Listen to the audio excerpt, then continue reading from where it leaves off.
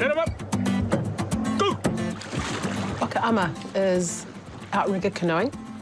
Well, it has traditions within Māori culture. Firstly, as a vessel for survival needs that has developed into competition. Waka Ama connects me to my whakapapa, what my ancestors did to come to Aotearoa. Took a lot of courage, I think. Our tipuna, we're explorers, comes down through the generations and we inherit that sort of thing. We're on the cusp a little bit. Once we get involved in the sport, we are all there to share the passion for Waka Ama and make our mark for people with disabilities.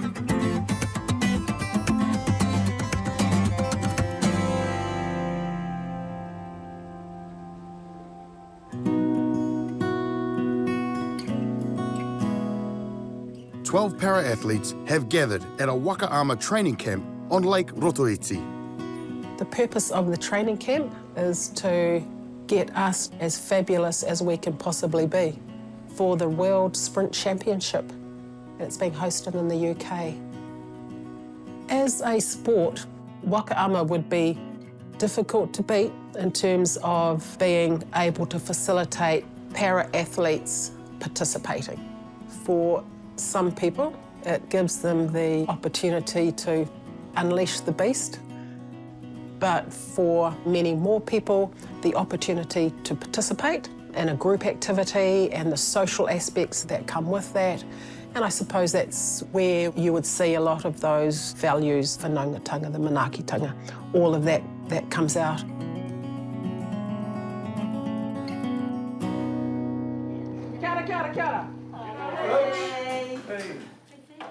The training camp is being held at Taheke Marae.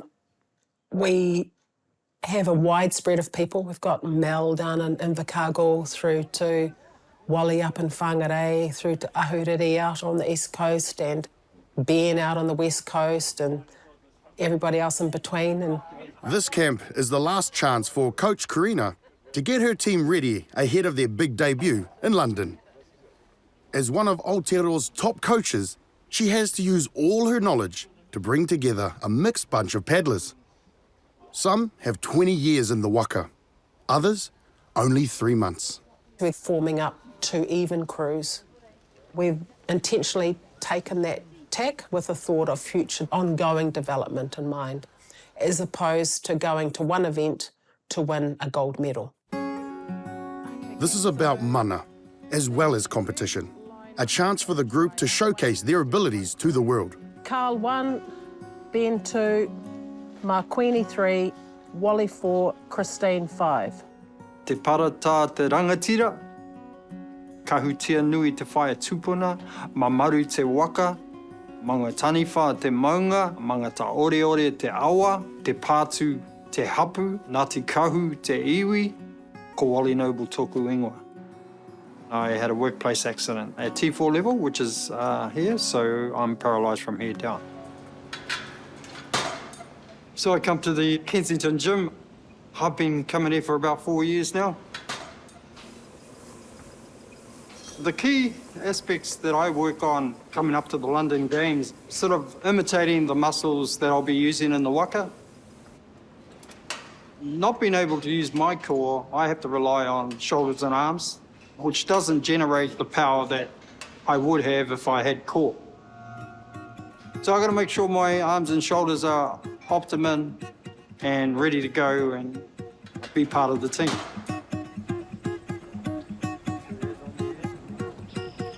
After the injury, I found that Waka Ama was incredibly helpful for my energy levels, my confidence, giving me the energy to be around my children, to be around my mokos more. Side by side, I'll have your shoulders too. I have the highest level of injury in the squad. I need extra support getting into the boat and off the board, so I require able-bodied people around me more. Easier. The waka has been adapted to support the specific needs of each athlete in this team.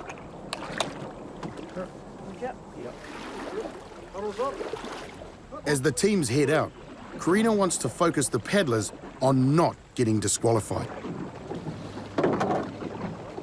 So we've got 3 sessions today. This first session we'll be working on turns. With my coaching, I like to address first up the things that could DQ the crew. And so an obvious DQ point is not being able to stay within the lane throughout a turn.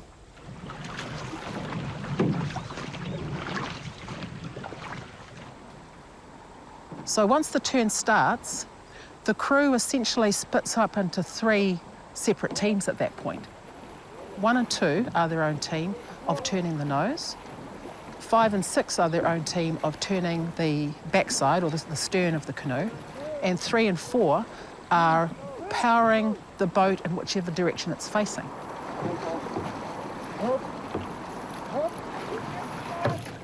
For 3, 4 and 5, you've got the accelerator. These guys at the end have only got the steering wheel, eh? You guys have got the accelerator and the brake. So 3, 4, 5 have the most control over preventing a DQ. Paddles up.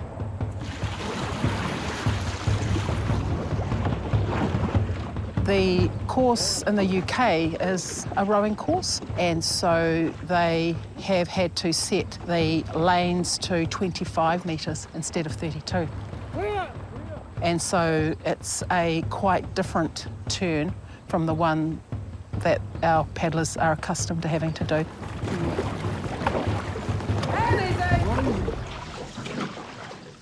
Each paddler has adapted their technique to drive their performance. Points of difference between para-paddlers as opposed to able-bodied paddlers is when you're turning the canoe. An able-bodied person would be anchoring themselves in with their feet and their legs. So if you haven't got feet, minor complication here.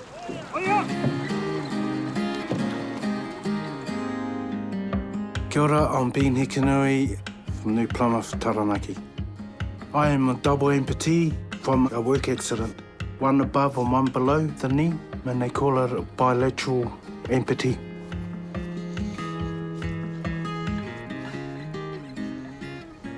Me karakia taua ba.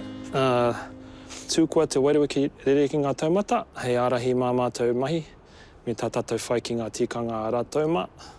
Kia mau, kia ita, kia korea e ngaro, kia pupuri, kia hoka maua, kia tīna. Tīna. Haumi e hui e, tā ki e. Ka pai. The tikanga we practice, we do a karakia before we go out on the water, on the wakas, just to make sure that everyone goes out there safely and comes back safely. Just it's about respecting the equipment, the environment. Our sort of club tikanga for these waka is that we treat the main hull as the mama, and we treat the ama as the baby, and the kiatoa, the pito that bind them together, and all the whānau sits within that unit. Well, I didn't really know much about Waka Ama. Nothing actually, until I ran into Nathan Tuta. Nathan told me about World Sprints over in London, and then it sort of made my eyes go a little bit bigger. Yeah, tried to jump on board there and made the team and really haven't looked back. I haven't been participating very long. It's only about 3 months ago. Just took up the sports and just tried to nail down the basics, and with a lot of sports that I do, I usually pick it up quite quickly. The core and the upper body is probably a big help out there on the water, because with the core you need that balance. And the upper body is all about being strong on your paddle and on your strokes. Well, my personal goal is for me to leave an impact in the sport of Waka Ama, I suppose, to be a world champ.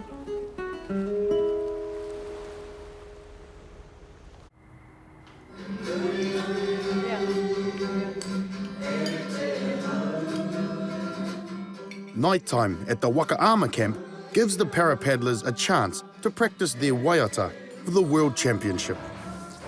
Thank you. Cool.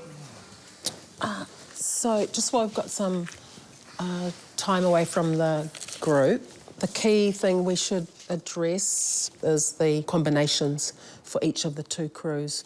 In the V6, so the six-person canoe, we will have 2 crews entered. So if we just try with the splitting the women up first. Within the formation of a crew, we must have 2 women, and each athlete has a classification number relative to their level of disability, and the total classification number cannot exceed 18. So we've got a good chance of Ahuriri dropping 1 point and Marquini dropping 1 point, eh? Yeah. Which would bring us down into the 18, Yep. down into the ballpark. Yeah, good to go.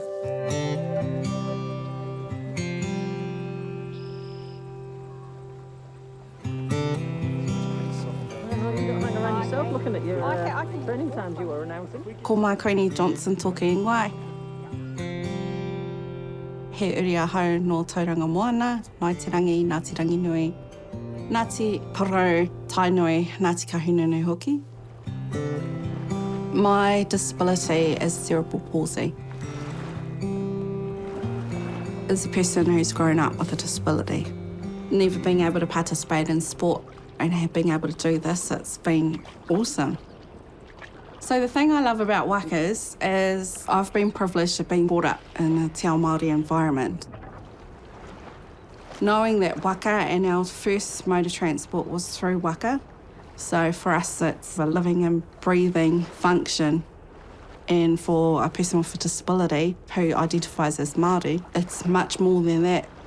It's about being able to move, especially when you're in a wheelchair and you can't. So being able to do that, and then the connection with the sea and everything sings.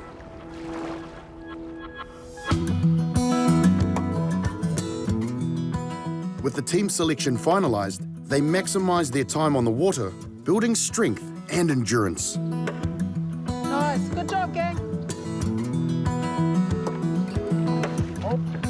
The Brits are potentially a crew of Olympic kayakers and Olympic canoeists who don't do anything else but train within their day.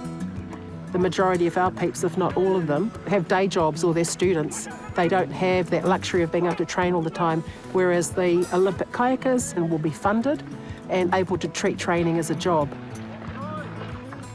Hopefully our point of difference of doing the same thing at the same time and being more efficient is going to keep us in the game.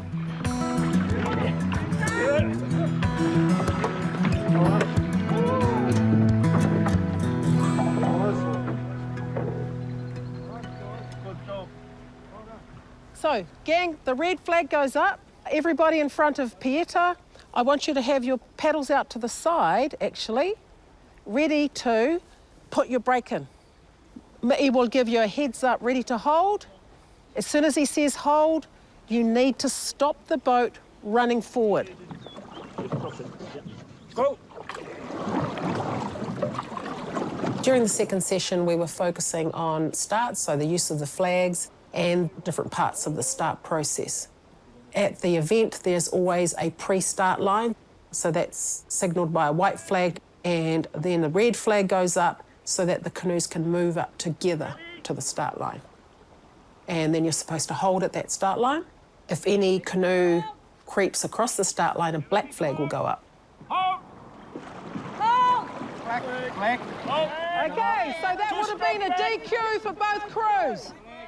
If the black flag is down and the green goes up, then it has been a clean start, no DQs. Red flag! Green! Nice, good job, gang. Working in sync is critical to the performance of the V6. The ethos is definitely competitive, but the supportiveness, the strands, if you're looking at a whāriki and how you can keep things strong, you know, each strand has their place. I felt like from when we first started this morning, everything improved 100%. We've got a great coach. She was very thorough in her practice. Nice, great. Good job, everybody. Our campaign has had some barriers in terms of losing some paddlers along the way, financial or otherwise. It's a very expensive event to go to.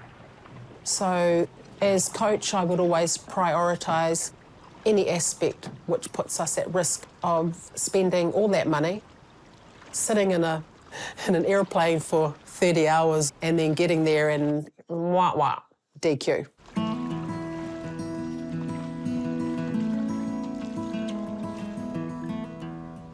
Ko te awa pūtahi te maunga, ko taure kai tai te awa, ko tāki te mu te waka, ko Ngāti Kere te hapū, ko rongo marairo te marae. Ko te wharauhau kāmau, tōku pāpā, ko morehu tūtaki tōku māma. Nā rāua ko ngā tamariki te kaimaono, ko te pōtiku era tamariki, ko wahuriri hau kāmau. Ahau, kia ora. I've got a spinal injury, C5 and C6. And at the time of the accident, I was nearly fully paralysed. I could move my arm like that and just sort of wiggle my fingers like this. That was all the movement I had.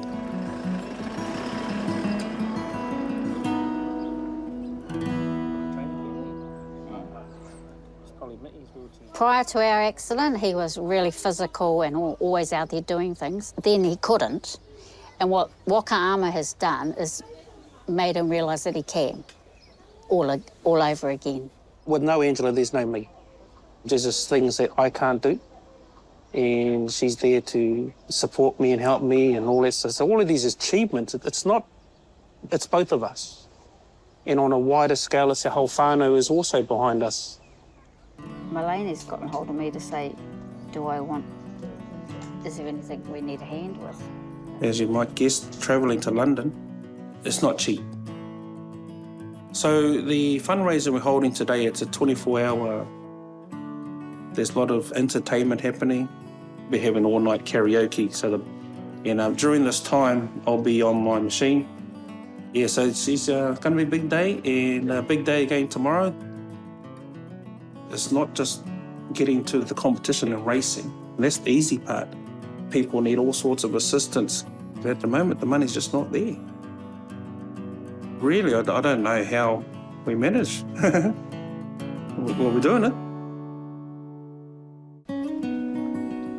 It's the last day of the camp, and the coaches are keen to try the crew in the V12 formation. So this is our double hull waka. The whole squad racing in a 12-man, which they're currently the world champs for, so they've got that title to defend. Well-oiled machine. We have been told that the British squad is likely to have a V12, so I don't want us to turn up to the World Champs and not having had any practice whatsoever. This is the first time we're all going to be paddling together. Probably our rhythm and everyone all in timing together, I suppose. Well, we'll find out once the coach tells us what we're up to. So, warming up, we'll meet you down by the turning lane. Set him up. Let's go.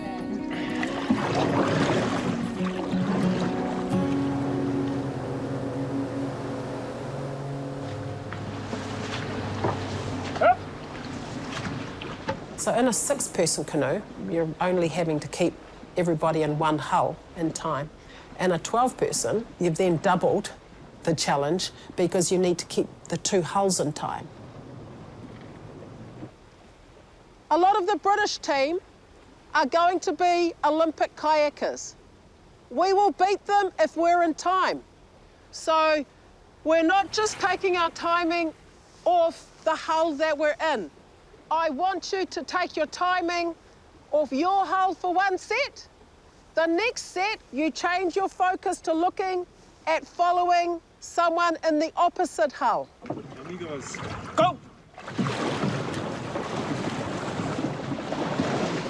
The timing improved through the session, and everybody being on the same page with the calls, figuring out what kind of stroke rate was going to be the most effective, and most importantly, everybody having a sense of what our race strategy is likely to be.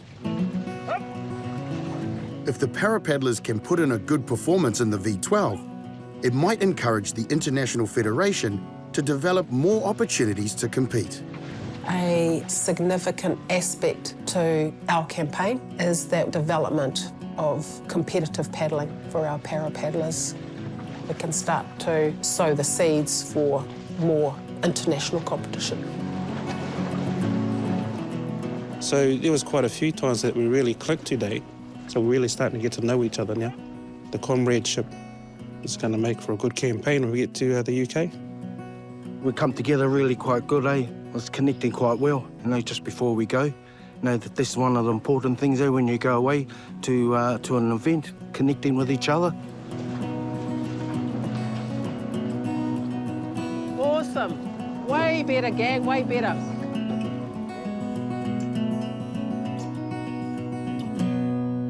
Time for a final hui. Nei rā te tino mihi ki a koutou katoa, te whānau whānui o Waka Ama o Aotearoa. And kei a mātou I tahi taonga mā koutou mō tēnei haerenga. So basically just saying we're here to just really give you guys the big ups for this trip and everything that it entails. And just for the three of us just to say how proud we are of how far you guys have come. Huge respect to all of you, how you have worked so well together to bring us to where we are right now. So taking this opportunity to present you with your Aotearoa kit. Nau mai hara mai, Christine. With their confidence running high, the athletes head home. Nau mai hara mai, Makwini Johnson. Hara mai. In just a few days, they'll be on their way to compete for gold in London. We've made huge progress. Being able to say with integrity that they have done all that they could have done, which is as good as we could have hoped for. Big Ben, hara mai Ben. Whoever they put up against us, we're just going to go out there and do the best we can. No matter if they're professional or not, or amateurs, you know, we'll just go out there and give it our best shot.